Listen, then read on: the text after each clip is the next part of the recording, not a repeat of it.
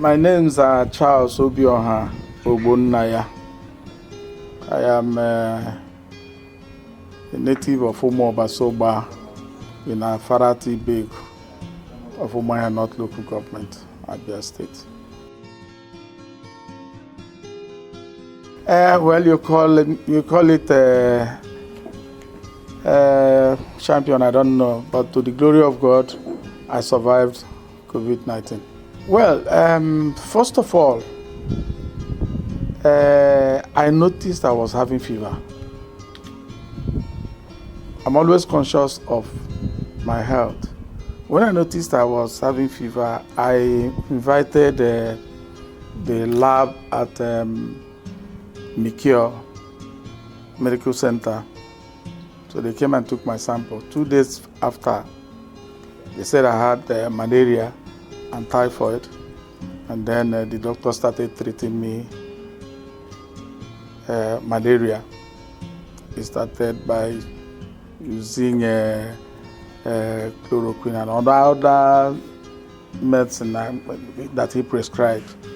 So after 6 days of treatment, I discovered that no, this thing has gone out of hand.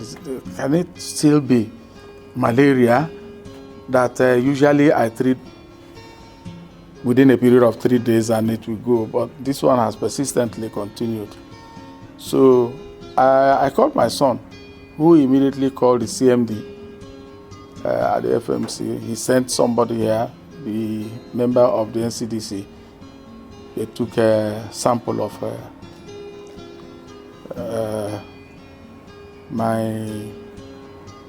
the way they do their testing, and so luckily for me, 3 days after, he said the result is out, or was out, and that I tested positive, that I had COVID. Immediately, I never wasted time. He sent a vehicle who came and evacuated me from here and took me to FMC, the isolation center. That was a Tuesday that last week.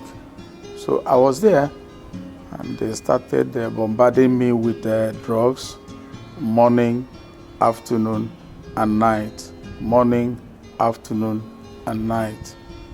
I stayed for 5 days. Definitely, with the information going around, COVID, to some people, is a death sentence.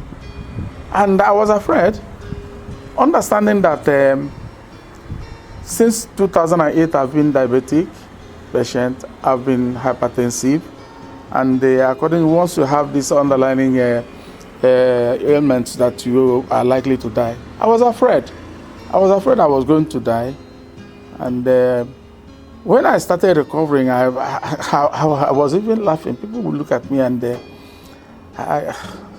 so I just want to give God the glory, and the medical practitioners, all of them that are in war front fighting COVID. I thank them, I appreciate them, I pray for them every day, because they are exposed to it. Each and every one of us is exposed to contracting COVID.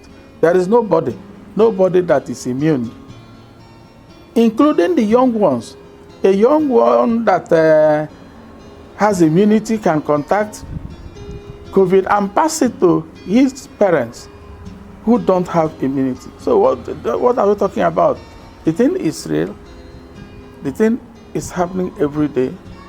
But the thing is that our people must develop that zeal of understanding that the hospital is for us. Go and look at yourself. Do the testing. If you have malaria, or you assume you have malaria, you have headache, you have catarrh, you have cough, go to hospital and do the test. You see, hiccups is an ordinary thing. That's what people think, that hiccups is an ordinary thing. But it's a serious symptom of COVID. Hiccup. Only that one alone, you start experiencing hiccup, run for your life, go and do your test. It's a serious symptom of COVID. And if you don't do it, you must die if you have underlying sickness. First of all, I told them I appreciate those of them who are at the war front. You know what it means? That you are receiving somebody who has a deadly virus that will likely kill him, and that if you don't take time, you will be affected.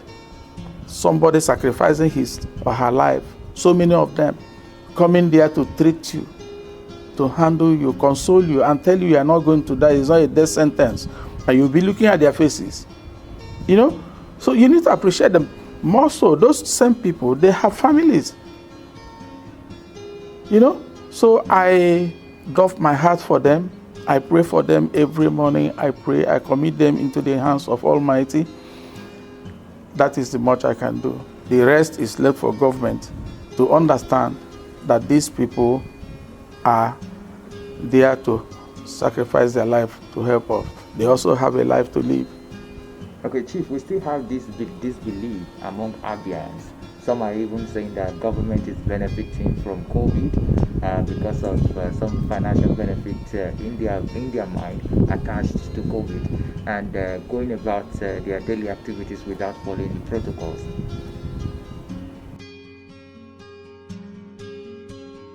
I don't want to talk about propaganda, people's propaganda. This is a society where anybody gets up in the morning with the social media, begin to talk nonsense, begin to manufacture propagandas, anything they want to manufacture. That is their business. It's not my business. As a politician, I have learned to thicken my skin. You can go ahead and tell me anything. I have a conscience. I always live to my conscience.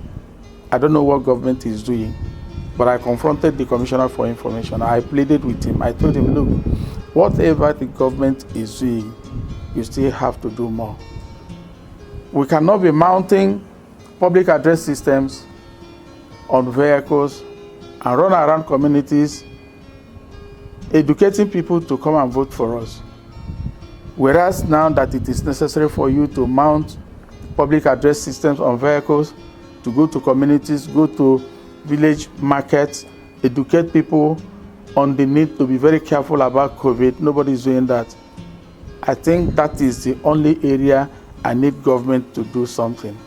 It will not be too much for government to employ one vehicle in each local government. We just have 17 local government that wakes up in the morning and begin to announce to people, wake up people. They say, wake up. COVID is now community-based. People don't understand what is happening. People are getting sick every day. Nobody knows what is happening to them. But we can encourage them. Yes, they know they must wash their hands from time to time. But how come that people on Sunday morning, you go to church, you see 1,001 people, ages from 50 and above, they're there. What are you doing in the church? God answers your prayer anywhere you are. So many of these things are being contacted in the churches and meetings. So that's all I have to tell government. Yes, well done government, so far so good. But ọkụkọ egele ya fonolu egbe bịara vuru ọkụkọ nwatakịrị ọkụkọ nwarịrị ọkụkọ ya na-ebe egbe ajụọ ya na-ahapụ ngam dị asị na ya na-ebe ka ọ hapụ ya kama na ọkụ ụwa n'olu ya. Government should go to the communities and sound it loud and clear to our people in vernacular. COVID is real. It kills. Forget about propaganda, money or no money, embezzle money or no embezzle money. That is all I have. Like I said, when the information came that I was positive, I was afraid. I said, oh my God, I'm gone. But I've come to realize that it is not a death sentence. It's an ordinary illness that care must be taken to handle. give yourself up there for you to be treated. That is all it needs. There is no other thing that is required. It is not a death sentence. It's a normal thing. It's not gonorrhea. Why are you afraid? Why are you ashamed? It's not gonorrhea. It's not HIV. You know, some people talk about people avoiding you. What is my business? Is it not even good that people has refused to come visit me? Go and stay in your house. Don't visit me. It's a shame. What do you mean by stigmatization? I'm not carrying AIDS. I'm not carrying HIV. Even if I'm carrying HIV, all you need to do is to avoid me. Go your way. This is an ordinary virus that I contacted from somewhere I don't know. Why won't I tell you that I survived? I contacted it. I survived. You can also contact it and survive. Why should I close my mouth? If you want to avoid me, if you want to say, oh, Evulogu is COVID, I won't go to his house, it's good for me. Because, do you know, when people come here, do you know how many bottles of drink they take from my house?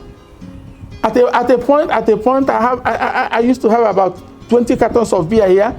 Within 1 month, you won't find one bottle. Today, how many people are coming? Please, I'm telling them, don't come. Let nobody come. Stay in your own house and leave me alone. So if you're afraid you may contact COVID in my house, no. Stay in your house. Don't come and contact it in my house. So that is what I'm saying. But for some of us, I need to open my mouth and tell people. I need to advise people that you must take precautions. Sanitizer is very good, but unfortunately, I want to say it, that people are beginning to fake sanitizer. You know, people are beginning to fake them. I use bleach. If you go there, you'll see bleach. And I think bleach is more effective for you to clean your hand, clean the doors, handles of your doors, clean your railings, clean your chairs in your house if people visit you. Clean them with bleach. It destroys the virus. So we must take time to take precautions in everything we are doing in order to save. Thank you very much, Chief, for your time. Thank you. You're welcome, sir. Thank you very much. This is Abia COVID-19 Update. Abia COVID-19 Update.